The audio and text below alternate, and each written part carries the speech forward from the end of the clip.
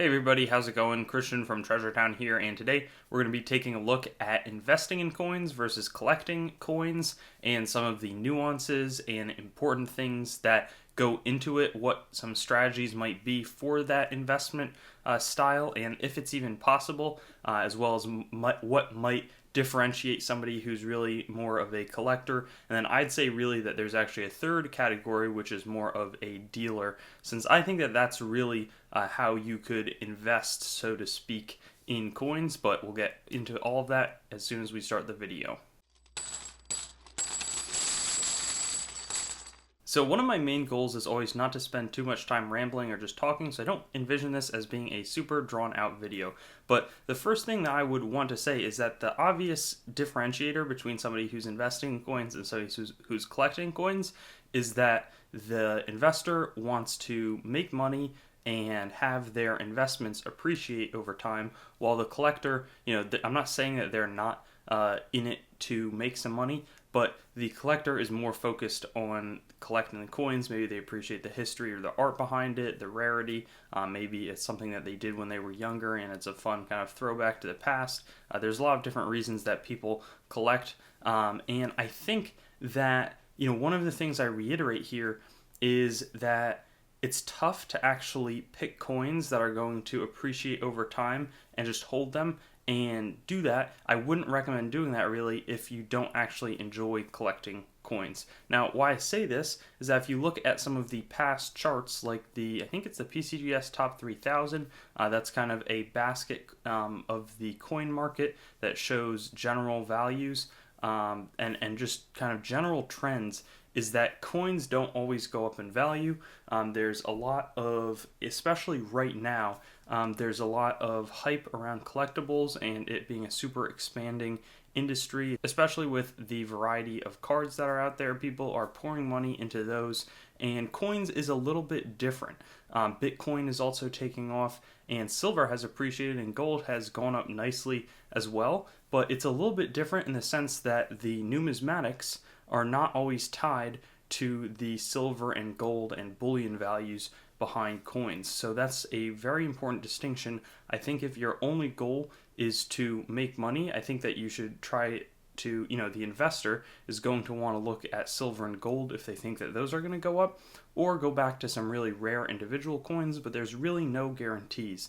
And I can't emphasize this enough with the coin market, because when something is worth $100,000 or even $5,000 or $1,000, but the silver metal content or the gold content is maybe $10 to $1,000 in terms of its value, there's a big discrepancy there. So it's really driven by the rare coin market and how many people are out there. There's not unlimited people who can purchase these highly specialized items. I think another thing that's a little bit unique is how large of the market is concentrated in dealers. Now, coin collecting is a much broader and wider done hobby than a lot of the other ones, but it is notable how much interaction goes on between specific dealers with other dealers, and how coins kind of go around the marketplace, but all with people who are buying with intent to resell higher, somewhat like speculating, though there's a little more that goes into it, where the actual numbers of people buying these super high-end coins is a little bit different. Now, that's not to say that coins can't go up in value over time. I think that anybody who bought coins in the 50s, or, I'm sure that there are examples more recently, has made some good money out of it. But I think that it's just something that is very important to caution people about. And that's why I think investing and collecting, I don't think it should be versus collecting. It should really be the two kind of combined. Because the third one that I mentioned, dealing or coin dealer collectors, people who mix the two, that's really where the money is to be made in coins, is just buying coins lower and then selling them within a pretty short time span or time frame and making money on that transaction. It's a lot better. That's how there are so many dealers out there. Dealers are not really going around, they might have a personal collection, but they're not buying lots of coins and then holding them for 25 years and hoping to sell when they're worth more.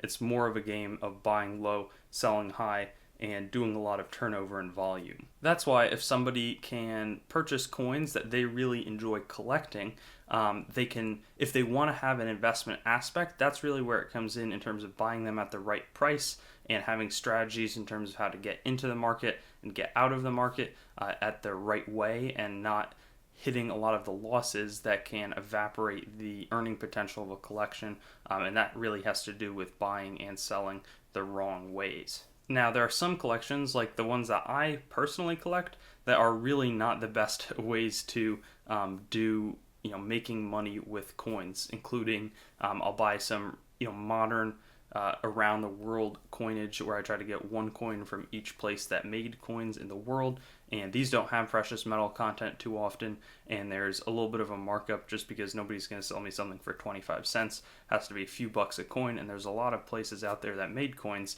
and if I sold that to a coin shop, they'd pretty much say, cool collection, but we can't really pay you anything for this. Similarly, I have a US typeset. Now that's actually a little bit better, but I'm buying raw coins and I put them in an album. So it's not, and I'm not buying like really high grade coins, but still they get hurt a little bit in the album, and they're not coins that are likely to go way up in terms of investment value because they're not super rare. They're more just like a cool example of a certain coin that will look good in an album, but it's not really going to, be a super collectible coin itself. There are other people who collect just really cool art designs on coins, like some of the early French ones. Or the commemorative $50 are really pretty US coins, and those have kind of gone down significantly in value, but there's a lot of different coins out there where there's the history and the art component, and some people don't care whatsoever. But I think that if there is this potential for growth in terms of, or there is like a lot of value in the hobby, it doesn't make sense to buy items that are kind of cratering down or buy them in a reckless way. It's more about just being smart throughout the process. And I have some other videos. I'm going to, in a few months, have a how to invest video coming out. But that's really the perspective that I want to tell people about investing versus collecting. It's one thing to invest with bullion coins. The other two, I don't think it's a versus. I think it's an investing and collecting, and you can be smart about how you're getting in and out of the market. So thanks for tuning in, and let me know what your thoughts are in terms of how these two interact, and if my point about the real way to make money is in dealing, if that's true as well. Thanks for watching the video. I'd encourage you to like, comment, and subscribe for more content, and get in touch with me on my website, treasuretown.yt.com, Facebook, TreasureTown, Instagram @TreasureTownYT, or Twitter @TreasureTown_YT, and I'll look forward to seeing you on some of my future vids.